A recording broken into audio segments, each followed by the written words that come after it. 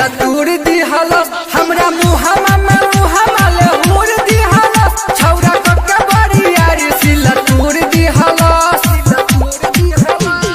DJ Amit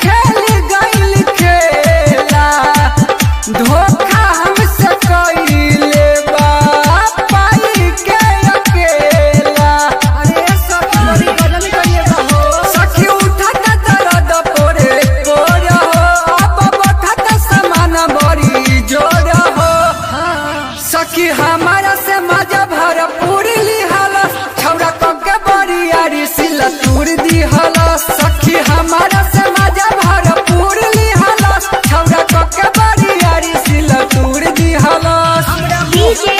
Amit